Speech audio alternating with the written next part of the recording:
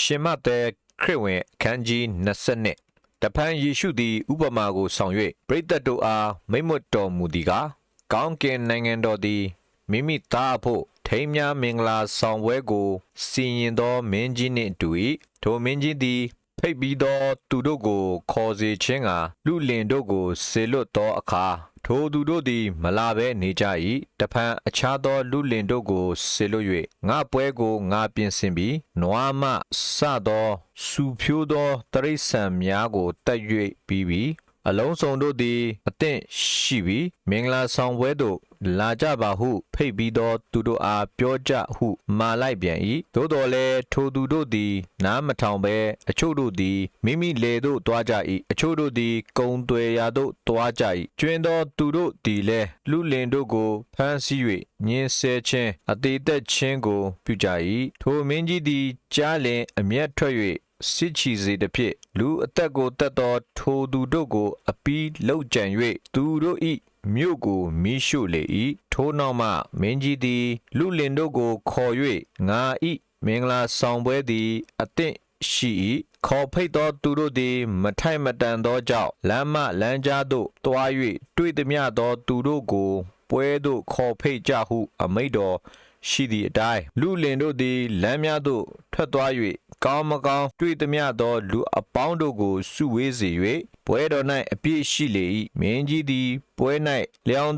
သောသူတို့ကိုကြည့်ရှုခြင်းငှာဝင်တော်မူသောအခါမင်္ဂလာဆောင်ပွဲ၏အဝတ်ကိုမဝတ်သောသူတယောက်ကိုမြင်လျင်အဆွေမင်္ဂလာဆောင်ပွဲ၏အဝတ်မရှိဘဲအဘယ်ကြောင့်ဝင်သနည်းဟုမေးတော်မူသည်ကိုထိုသူသည်မပြောနိုင်ဘဲနေ၏ထိုအခါမင်းကြီးသည်အချမ်းရံတို့အားထိုသူ၏လက်ချေကိုတုပ်နှောင်လောငိုကြွေးခြင်းအံသွားခဲကြိတ်ခြင်းရှိရာပြင်အရက်မောင်မိုက်ထဲသို့ယူသွားချလိုက်ကြဟုအမိန့်တော်ရှိ၏ထိုသို့ခေါ်တော်မူသောသူအများရှိတော်လဲရွေးကောက်တော်မူသောသူနည်းသည်ဟုမိန့်တော်မူ၏ထိုအခါဖာရိရှဲတို့သည်ထွက်သွားပြီးလျှင်ငါတို့သည်သူ၏စကားကိုချောင်းမြောင်း၍အပြစ်ပြုခွင့်ကိုအဘယ်သို့ရနိုင်သနည်းဟုမေးမြန်းတိုင်ပင်ပြီးမှမိမိတပည့်တို့နှင့်ဟေရုတပည့်တို့ကိုအထံတော်သို့ဆေလွတ်၍အရှင်ဘုရားကိုတော်သည်တစ္ဆာရှိပါ၏အဘယ်သူကိုမျှမကြောက်လူမျက်နှာကိုမထောက်ဘဲဘုရားသခင်၏တရားလမ်းကိုဟုတ်မှန်စွာပြတော်မူသည်ကိုအကျွန်ုပ်တို့သိကြပါ၏တို့ဖြစ်၍ကိုတော်သည်အဘယ်သို့ထင်တော်မူသနည်းကဲတာဘယင်အားအခွန်ကိုဆက်အပ်သလောမဆက်အပ်သလောအကျွန်ုပ်တို့အားမိန့်တော်မူပါဟုမေးလျှောက်ကြ၏ယေရှုသည်ထိုသူတို့၏စိုးညစ်သောသဘောကိုသိတော်မူလျှင်လျှို့ဝှက်သောသူတို့အဘယ်ကြောင့်ငါကိုစုံစမ်းနှောက်ယှက်ကြသနည်းအခွန်ငွေတစ်ပြားကိုပြပါဟုမိန့်တော်မူ၍ဒေနာရီတစ်ပြားကိုယူခဲ့ကြ၏ဤပုံဤလိပ်စာကအဘယ်သူဤပုံအဘယ်သူဤလိပ်စာဖြစ်သနည်းဟုမေးတော်မူလျှင်ကဲတာဘယင်ဤပုံလိပ်စာဖြစ်ပါသည်ဟုလျှောက်ကြတော့ယေရှုကလည်းကဲတာဘယင်ဥစ္စာကိုကဲတာဘယင်အားဆက်ပေးကြလောဘုရားသခင်ဥစ္စာကိုအားဘုရားသခင်အားဆက်ပေးကြလောဟုမိန့်တော်မူ၏ထိုသူတို့သည်ကြားရလျင်အံ့ဩ၍အထံတော်မှထွက်သွားကြ၏ထမြောက်ရှင်ပြန်ခြင်းမရှိဟု၍အယူရှိသောဇဒ္ဒုကဲတို့သည်ထိုနေ့၌အထံတော်သို့ချီးကပ်၍အရှင်ဖျားလူမီဒီကာသားမရှိဘဲတင်လင်သူ၏မယားကိုသူညီသိမ်းယူ၍အကိုအမျိုးမပြတ်ဆက်နွယ်စေဟုမောရှေစီရင်ပါပြီအကျွန်ုပ်တို့တွင်ညီအကို9ယောက်ရှိပါ၏အကိုအကြီးသည်မိန်းမနှင့်ဆုံဘက်၍သားမရှိဘဲတည်သည်ဖြင့်မိမိမယားကိုမိမိညီနှင့်ကြံရစ်စေ၏ထိုအတူတယောက်နောက်တယောက်9ယောက်သောညီအကိုတို့သည်ထိုမိန်းမနှင့်ဆုံဘက်ပြီးမှတည်ကြ၏နောက်ဆုံး၌မိန်းမသည်လည်းတည်လေ၏တို့ဖြစ်၍ထမြောက်ရာကာလ၌ထိုမိန်းမသည်9ယောက်သောညီအကိုတို့တွင်အဘယ်သူ၏မယားဖြစ်ရပါမည်နည်းထိုသူအပေါင်းတို့သည်ထိုမိန်းမနှင့်ဆုံဘက်ခြင်းကိုပြုကြပြီဟုမေးလျှောက်ကြ၏ယေရှုကလည်းသင်တို့သည်ကျမ်းစာကိုနားမလည်ဘုရားသခင်၏တန်ခိုးတော်ကိုမသိသောကြောင့်မှားသောအယူကိုယူကြ၏ထမြောက်ရာကာလ၌ဆုံဘက်ခြင်းကိုမပြုထိမ်းများပေးစားခြင်းကိုမပြုကောင်းကင်သားဘုရားသခင်၏တမန်တော်ကဲ့သို့ဖြစ်ကြ၏ထိုမှတပါးတေလွန်သောသူတို့သည်ထမြောက်ခြင်းအရာမှာဘုရားသခင်ကငါသည်အာဗြဟံ၏ဘုရားဣဇက်၏ဘုရားယာကုပ်၏ဘုရားဖြစ်သည်ဟုသင်တို့အားမိန့်မွတ်တော်မူကြောင်း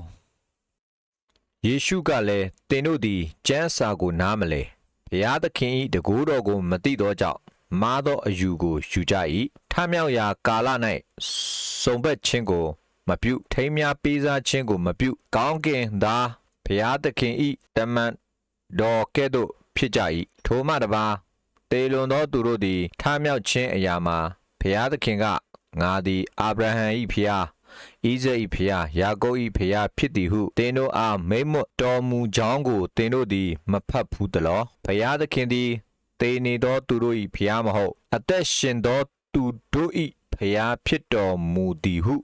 မိန့်တော်မူ၏ပရိသတ်များတို့သည်ကြားရလျင်ဆုံးမဩဝါဒပေးတော်မူသည်ကိုအံ့ဩခြင်းရှိကြ၏ဇဒုကဲတို့၏စကားကိုခြေတော်မူကြောင်းကိုဖာရိရှဲတို့သည်ကြားလျင်စုဝေးကြ၏သူတို့အဝင်အပါဖြစ်သောကျမ်းတက်တစ်ယောက်သည်ကိုယ်တော်ကိုစုံစမ်းနှောက်ယှက်ခြင်းကအရှင်ဖျားပညတ်တိကျမ်း၌အဘယ်မီသောပညတ်သည်တာ၍ကြီးသည်နည်းဟုမေးလျှောက်တော်ယေရှုကသင်၏ဖျားသခင်ထာဝရဘုရားကိုစိတ်နှလုံးအကျွင့်မဲ့ဉာဏ်ရှိသည်များနှင့်ချစ်လောဟူသောပညတ်သည်ပထမပညတ်ဖြစ်၏ကြီးမြတ်သောပညတ်လည်းဖြစ်၏ထိုမှတပါကိုနှင့်ဆက်ဆိုင်သောသူကိုကိုနှင့်အမျှချစ်လောဟူသောဒုတိယပညတ်သည်ပထမပညတ်နှင့်သဘောတူ၏ဤပညတ်နှစ်ပါးတို့ကပညတ်တိကျမ်းနှင့်အနာဂတိကျမ်းရှိသည်များတို့၏အချုပ်အခြာပင်ဖြစ်သည်ဟုမိန့်တော်မူ၏ဖာရိရှဲတို့သည်စုဝေး၍နေကြစဉ်တွင်ယေရှုကသင်တို့သည်ခရစ်တော်ကိုအဘယ်သို့ထင်မှတ်ကြသနည်းအဘယ်သူ၏သားဖြစ်သည်နည်းဟုမေးတော်မူလျင်ဒါဝိဒ်သားဖြစ်သည်ဟုရှောက်ကြသောတို့ဖြစ်လျင်ဒါဝိဒ်သည်ခရစ်တော်ကိုသခင်ဟူ၍ဝိညာဉ်တော်အားဖြင့်အဘယ်ကြောင့်ခေါ်သနည်းဒါဝိဒ်စကားမှာထာဝရဘုရားက